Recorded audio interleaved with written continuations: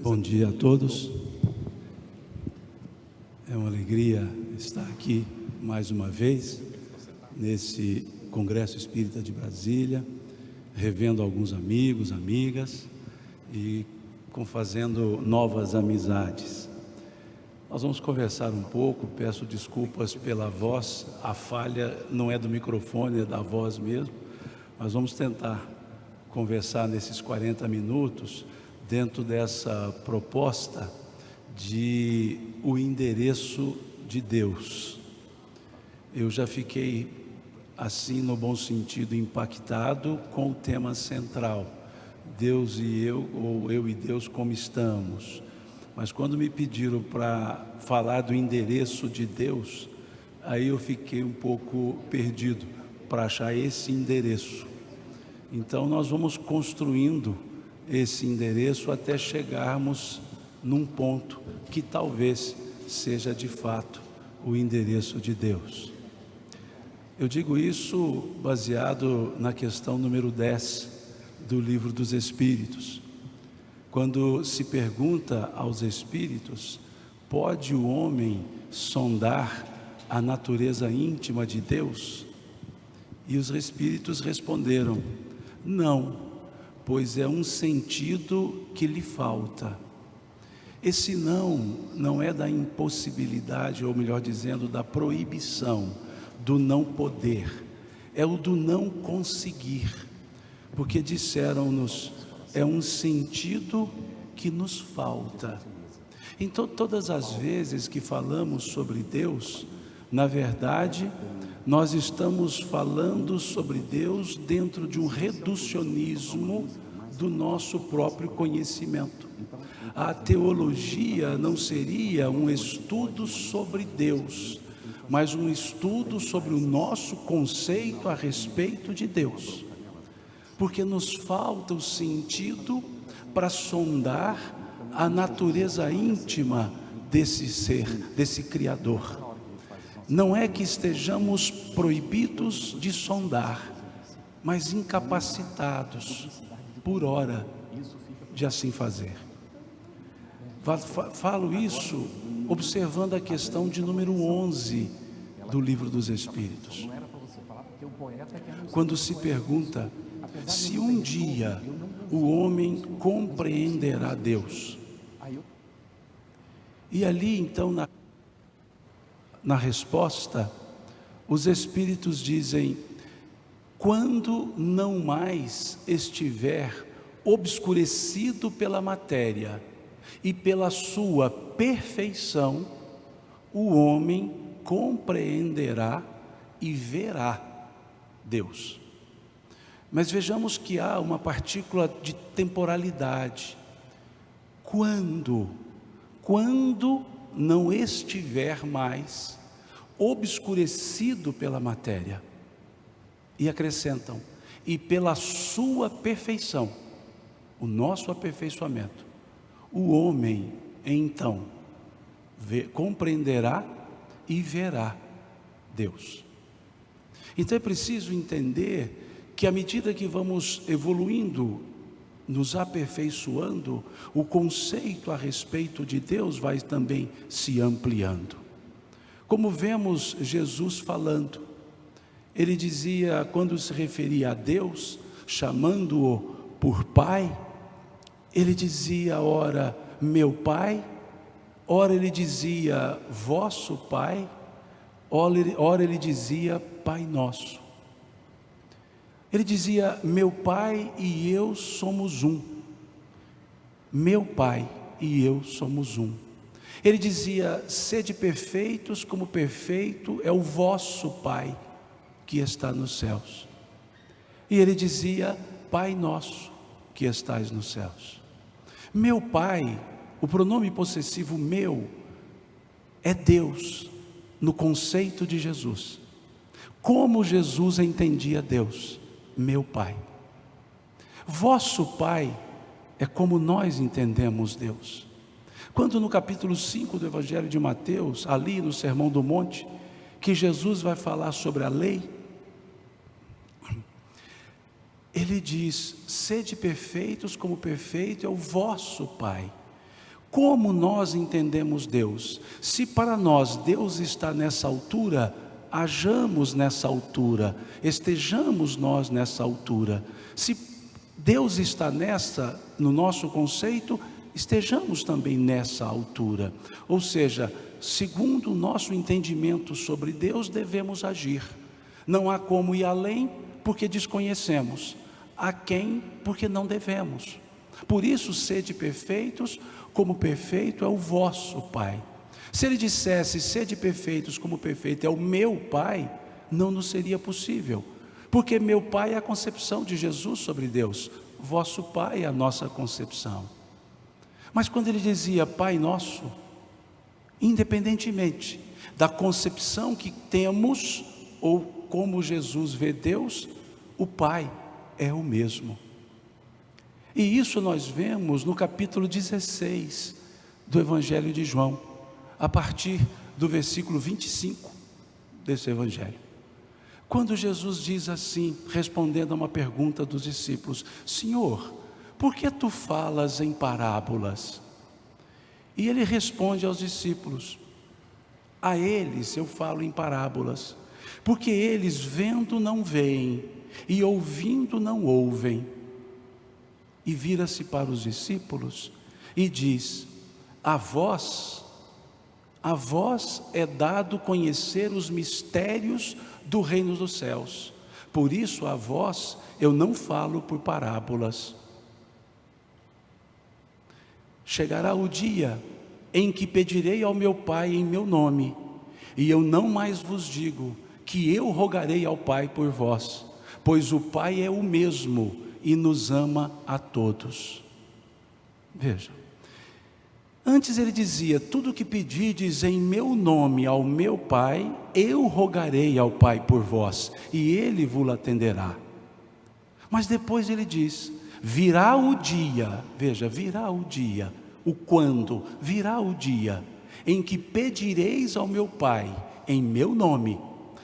Melhor dizendo, não há o pronome meu. Chegará o dia, virá o dia em que pedireis ao Pai em meu nome, e eu não mais vos digo que eu rogarei ao Pai por vós, pois o Pai é o mesmo e nos ama a todos. Vejam ali a forma didática. Chegará um dia em que pediremos direto a Deus. E aí voltamos à questão número 11. Quando não mais estiver obscurecido pela matéria. Quando será esse dia? Chegará o dia em que pedirei ao meu Pai em meu nome. Quando não estivermos obscurecidos pela matéria. E pela nossa perfeição, compreenderemos Deus. Esse capítulo 16, a partir do versículo 25, está antenado com a questão 11, ou o contrário, a questão 11, ou o inverso, a questão 11 está atrelada a esse capítulo 16, versículo 25 à frente, porque ali está mostrando que nós evoluímos, e evoluindo, evolui também o nosso conceito a respeito de Deus, essa teodiceia, essa viagem em busca de Deus, nós vamos descortinando o conceito de Deus. Deus é, mas nós vamos descortinando a dimensão desse a dimensão de Deus. E assim vamos observando que nesse descortinar da dimensão de Deus, nós também vamos localizando Deus, nós também vamos dando endereços para localizar Deus. Também vamos dando locais de moradia para Deus.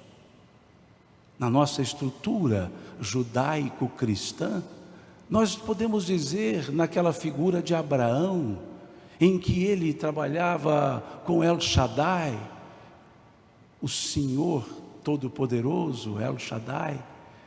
Para Abraão, Deus se encontrava com ele. Deus se manifestava, o endereço de Deus era a tenda, na qual ele conversava com Deus, que Deus diz a ele: saia da cidade de Ur e vá a Canaã, a terra prometida, e ali Abraão o chamava por El Shaddai, o Senhor Todo-Poderoso, esse era o nome dado por Abraão. que localizava Deus numa forma epifânica, numa forma em que Deus se manifestava, conversava. Muitas vezes, em mais de uma pessoa, Deus se manifestava, se mostrava, melhor dizendo, como mais de uma pessoa. E a relação de Deus com Abraão era uma relação de intimidade. Abraão é o nosso patriarca no conceito monoteísta judaico-cristão. Abraão nos traz a ideia de um Deus único. Moisés acrescenta o Deus legislador. Mas Abraão nos traz essa figura, El Shaddai, esse Senhor todo-poderoso.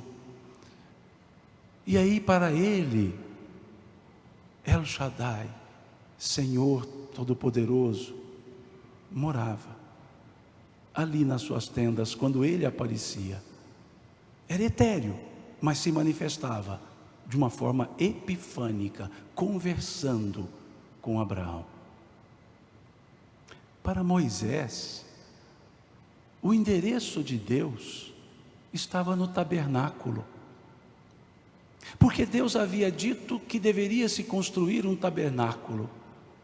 Havia que se construir com 4 paredes, 4 etapas, para se descortinar, até chegar no endereço de Deus, na Arca da Aliança, dentro do tabernáculo, em tendas. E ali, para onde fosse esse tabernáculo, onde fosse o povo de Deus, entre aspas, esse tabernáculo deveria ser montado, e a arca deveria ser levada, porque lá é que estava o Senhor dos Exércitos, aquele que se intitulou para Moisés na sarça ardente como YHWH, ou seja, o impronunciável, porque o nome de Deus é impronunciável. São consoantes, somente consoantes, é um tetragrama de consoantes que não nos permite pronunciar um som de vogal. É um encontro múltiplo, consonantal, só consoantes se encontram. E aí, por uma aproximação de pronúncia, Yahvé, que quando em grego o J com som de Y, ou o som de I, Javé, em latim, me permitam, desculpe-me, e que depois na corruptela da transliteração, Jeová, Yahvé, seria a pronúncia mais próxima para esse encontro consonantal de 4 vogais, de 4 consoantes, esse tetragrama. E muitos daqueles que guardam a tradição judaica não pronunciam o nome de Deus, porque entendeu-se que esse tetragrama era justamente para não se pronunciar, e aí passaram a chamá-lo de Elohim, o Senhor Deus, o Deus mais forte, ou Adonai, Senhor. E assim se referiam a esse ser que, traduzindo por aproximação o significado da palavra Yahvé, nós teremos eu sou, ou eu sou aquele que serei, ou eu sou aquele que eu sou.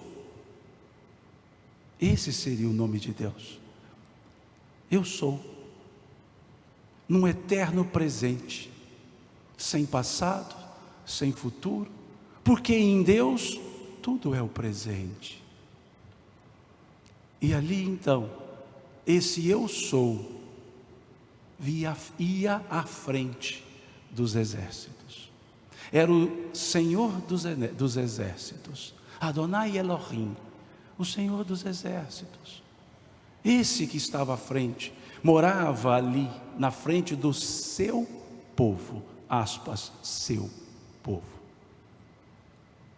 E assim, reduziu-se Deus a esse conceito e deu a ele uma morada, a arca no tabernáculo, à frente dos exércitos.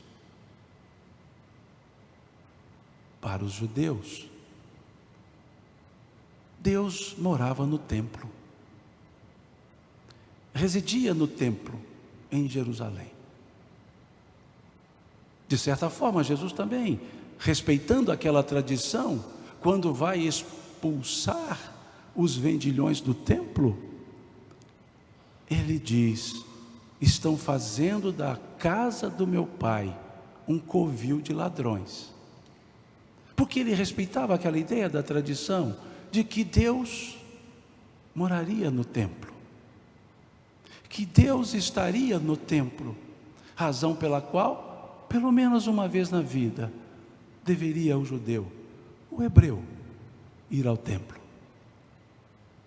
Um templo que levou 76 anos para ser construído. Um templo para o qual se levou a arca. Um templo que substituiu o tabernáculo. E Deus foi colocado ali. O endereço dele, o endereçamento postal, templo. Os samaritanos já deram outro endereço para Deus. Para os samaritanos, advindos da tradição de Jacó, Deus residia, Deus estaria no Monte Gerizim, um monte alto, um monte arborizado, e ali era o monte de Jacó, o monte de Deus, porque Deus deveria estar ali, porque Deus não estaria no templo, ele estaria no Monte Gerizim. Daí os judeus ensinavam, estudavam nas sinagogas, mas adoravam a Deus no templo. As sinagogas, as escolas, o templo, a adoração. Já os samaritanos adoravam a Deus no monte e não no templo, porque localizavam Deus ali no monte. Jesus, quando nos traz lá no capítulo 5 de Mateus, melhor dizendo, capítulo 6 de Mateus, nos traz os ensinos sobre a oração. Ele nos diz: tu quando orares, ora assim, e diz: Pai nosso que estais nos céus. Vejamos que ali Jesus coloca numa forma plural.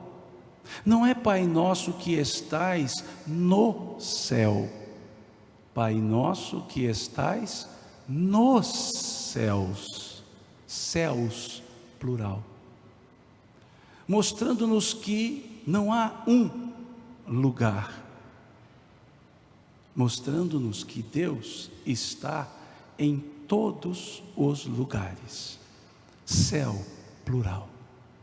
Todos os lugares são céus quando se tem Deus em pensamento, em sentimento. Todos os lugares serão céus, até os infernos, também no plural, serão céus, se ali, naquele momento, estiver um coração ligado a Deus. Mostrando-nos Jesus que não é aqui, não é acolá, não é ali, é em qualquer lugar. São quaisquer lugares a habitação de Deus. Lá no Atos dos Apóstolos, lá no capítulo 17, nós temos dizendo: Deus não está nos templos de pedra erigidos pelos pedreiros. Não encontraremos Deus aí. Por quê? É a nossa forma reducionista de tentar localizar Deus. É a nossa forma reducionista de abarcar ou tentar abarcar todo o conceito a respeito de Deus. É a criatura tentando definir o Criador que criou a própria criatura, que deu à criatura as condições de evolução, a perfectibilidade. Mas nós reduzimos Deus aos nossos conceitos. E o apóstolo Paulo, no capítulo 3 da sua primeira carta aos Coríntios, versículo 16, ele escreve: somos nós os templos de Deus. Não sabeis que vós tendes o Espírito de Deus em vós? Vejam o apóstolo Paulo, nesse processo em que Deus começa no etéreo, vai pelo tabernáculo, passa pelo templo, vai ao Monte Gerizim, está em todos os lugares. Paulo vem perguntar: não sabeis que o Espírito de Deus habita em vós? Já nos traz a ideia agora que esse Deus, a habitação de Deus, se faz também em nós. O Espírito de Deus, diz o apóstolo Paulo, nessa sua primeira carta aos Coríntios, o Espírito de Deus habita em vós. Porque se somos criaturas, e somos, trazemos em nós o germe do Criador, trazemos em nós os elementos da essência do Criador. Da mesma forma que um pintor deixa na sua tela a sua essência, o seu espírito, de maneira tal que somos capazes, porque eu não sou ainda, capaz de olhar um quadro e dizer: é o pintor A, é o pintor B, é o pintor C. Eu ainda não consigo entender isso, mas os que entendem, olham uma tela e dizem: isto é Da Vinci. Outros olham e dizem: isso é Rafael. Porque cada um tem o seu espírito transferido para a obra. Cada escritor tem a sua forma, a maneira própria de colocar o seu sentimento, de colocar o seu espírito nas letras que escreve. De maneira tal que podemos dizer: esse é o escritor A, esse texto é característico do A, esse texto é característico do B, do C.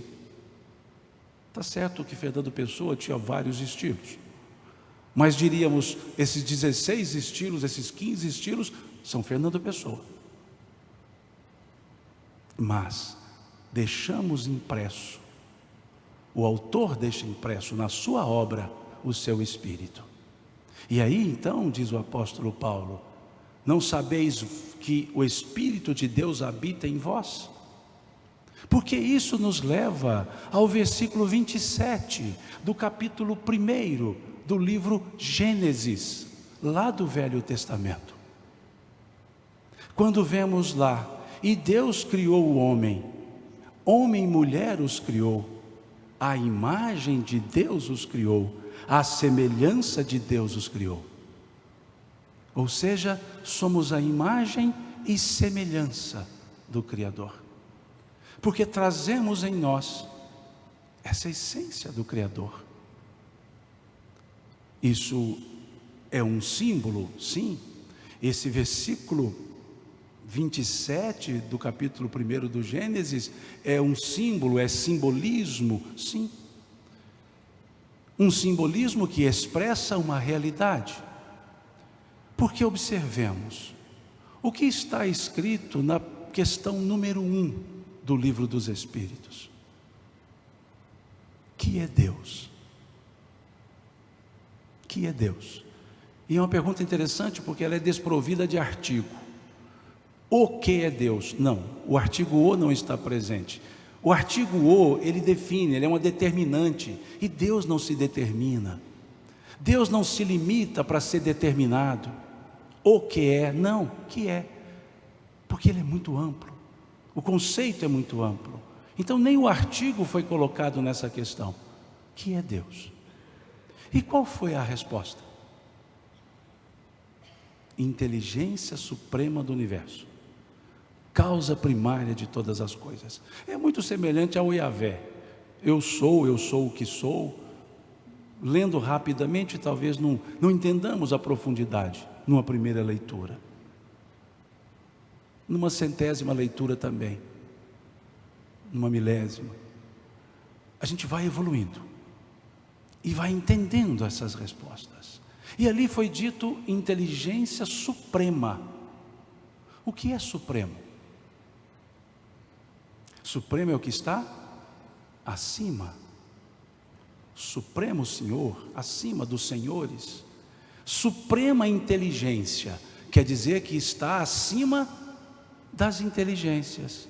Porque vejamos que a resposta não foi Deus é a inteligência única do universo. A resposta foi Deus é a inteligência suprema.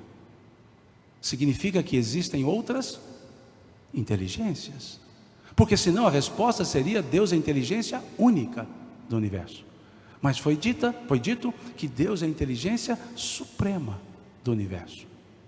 E quais são então essas outras inteligências que foram, por assim dizer, aspas, supremadas nesse neologismo? E aí vamos à questão 76 do Livro dos Espíritos. Primeiro vamos passar pela 23. O que é o Espírito? Com E minúsculo a palavra Espírito lá na pergunta. O que é o Espírito? Artigo definido na pergunta, não é que é o Espírito. O que é, porque se delimita. Que é o Espírito? Princípio inteligente do universo, foi a resposta. Depois na questão 76, temos uma pergunta. Que definição pode se dar dos Espíritos? Aparentemente a mesma pergunta. 23, o que é o Espírito? Com E minúsculo, porque está com E minúsculo.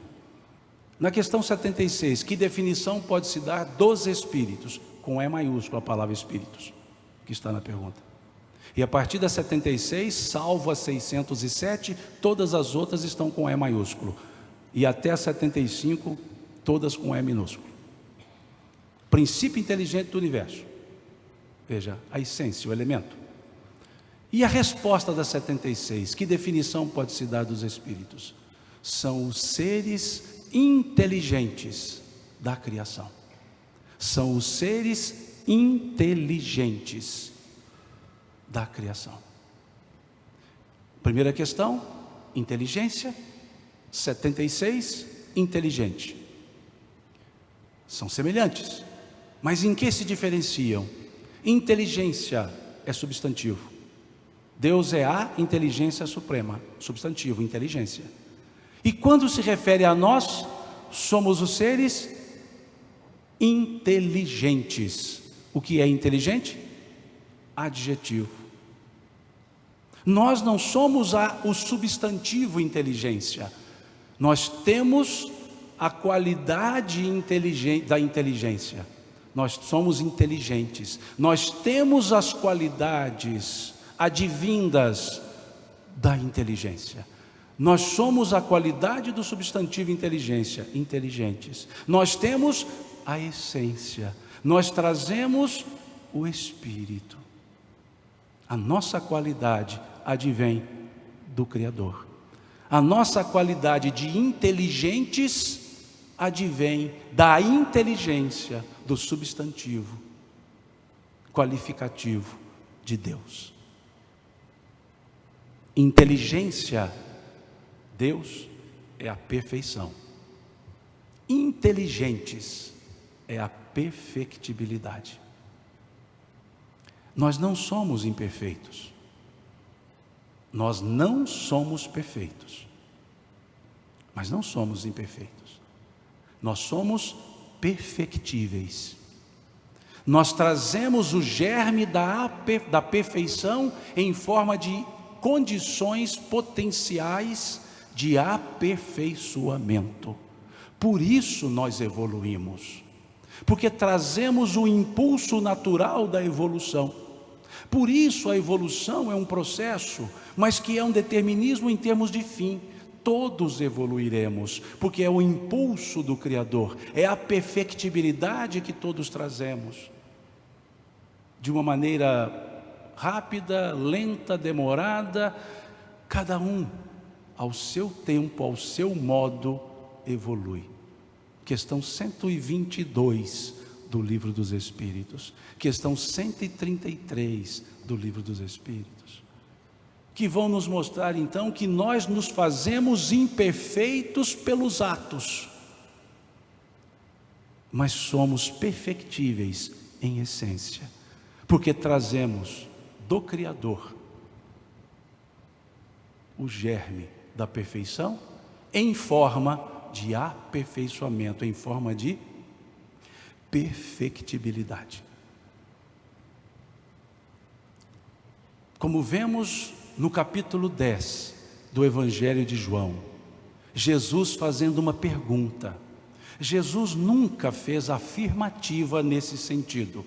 Já vi muita gente dizer, e Jesus disse. Não, Jesus não disse isso. Quem disse isso foi o salmista. Jesus fez uma pergunta no capítulo 10 de João. Acaso o salmista não disse, sois deuses? Porque quem diz, vós sois deuses, foi o salmista. Mas Jesus traz esse salmo, traz em forma de questionamento, numa forma maiêutica de responder. Ele traz esse questionamento. O salmista não disse, sois deuses? Se assim chamou os que vos precederam, por que a mim então questionais? Porque ele quis dizer numa forma metonímica, substituição do autor pela obra. A metonímia é uma figura de linguagem que nos permite fazer substituições indicativas, designativas. Uma substituição de dizer, eu vi o quadro da Mona Lisa, eu posso dizer, eu vi Da Vinci. Porque o quadro é de Da Vinci, então a essência de Da Vinci está ali. Num processo de metonímico eu vou dizer, eu vi Da Vinci, mas eu não vi Da Vinci, eu vi a Mona Lisa, a pintura de Mona Lisa. No meu caso eu vi foi a foto, porque eu nunca vi a pintura mesmo. Vejam, e assim, numa forma metonímica, nós podemos dizer, eu vi Deus, quando observei a sua criatura, quando observei a sua criação, eu vi Deus. Então onde teremos esse direcionamento? Onde estará então esse endereço? Em nós. Nós somos o endereço do Criador. Jesus, ele dizia, o reino de Deus é semelhante a... Dois pontos, porque dependia de com quem ele estava conversando. Ele conversava com pescadores, aí ele disse, o reino de Deus é semelhante a um homem que foi ao mar e jogou as redes e pegou peixes grandes e pequenos. E segue a parábola, que não é o fito da nossa análise, a escatologia. Ele conversava com o agricultor, e aí ele dizia, o reino de Deus é semelhante a um homem que semeou a semente, e à noite veio o inimigo e semeou o joio, e segue a parábola. Ele conversava com comerciantes, que valorizavam o ganho, o lucro, e ele diz, o reino de Deus é semelhante a um homem que encontrou uma pérola, e sabendo o valor daquela pérola, vendeu tudo que tinha e comprou aquela pérola. Ou, o reino de Deus é semelhante a um homem que encontrou um tesouro enterrado em um campo, e sabendo o valor daquele tesouro, vendeu tudo que tinha e comprou aquele campo. Conversava com as mulheres, e ele dizia, o reino de Deus é semelhante a uma mulher, que fez a massa, colocou 3 medidas de farinha e 1 medida de fermento, e a massa cresceu. Veja, ele falava do reino de Deus, onde estaria esse reino de Deus? De maneiras diferentes. Mas o que nós, em função das pessoas diferentes, mas o que nós temos em comum? nessas 5 passagens, nessas 5 parábolas? O que nós temos em comum? Onde se pesca um peixe? Dentro da água. No meu caso, até no supermercado, mas na parábola não era supermercado. Dentro da água. Onde se semeia uma semente? Dentro do sulco. Onde se acha uma pérola? Dentro de uma ostra. O tesouro estava dentro do campo, da terra. O fermento, ele age de fora para dentro ou de dentro para fora?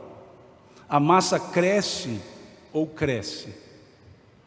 O que nós temos em comum nessas parábolas? Interiorização. Interiorização. O reino de Deus, dizia o Cristo, não vem com aparências exteriores. É interiorização. É aquela busca interior, porque é ali que encontramos o Criador, na essência que nós trazemos. E aí vamos à questão 625 do Livro dos Espíritos. Desculpe, 621 do Livro dos Espíritos. Onde está escrita a lei de Deus? Na consciência. Interiorização. É nessa viagem interior que buscamos a plenitude e encontramos o Criador.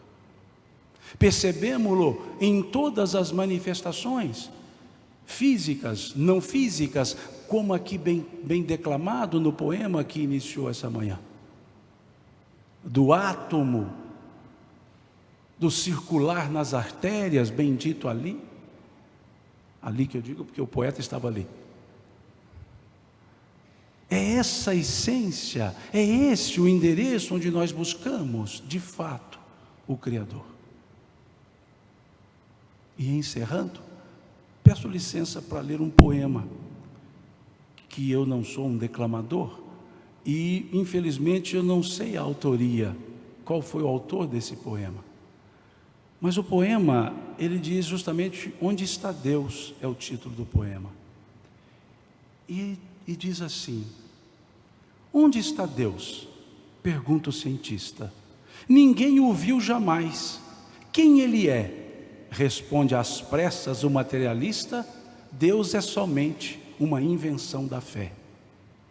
O pensador dirá sensatamente: não vejo Deus, mas sinto que Ele existe. A natureza nos mostra claramente em que o poder do Criador consiste. Mas o poeta dirá com segurança de quem afirma porque tem certeza: eu vejo Deus no riso da criança, no céu, no mar, na luz da natureza. Contemplo Deus brilhando nas estrelas, no olhar das mães fitando os filhos seus, nas noites de luar claras e belas, que em tudo pulsa o coração de Deus. Eu vejo Deus nas flores e nos prados, nos astros a rolar pelo infinito. Escuto Deus na voz dos namorados e sinto Deus na lágrima do aflito. Percebo Deus na frase que perdoa, contemplo Deus na mão que acaricia, escuto Deus na criatura boa e sinto Deus na paz e na alegria. Eu vejo Deus no médico salvando, pressinto Deus na dor que nos irmana, descubro Deus no sábio procurando compreender melhor a natureza humana. Eu vejo Deus no gesto de bondade, escuto Deus nos cânticos do crente, percebo Deus no sol, na liberdade, e vejo Deus na planta e na semente. Eu vejo Deus, enfim, por toda parte, que tudo fala dos poderes seus. Descubro Deus nas expressões da arte, no amor dos homens também sinto Deus. Mas onde eu sinto Deus com mais beleza na sua mais sublime expressão, não é no coração da natureza, é dentro do meu próprio coração. E assim encerra esse poema. Que Deus nos abençoe.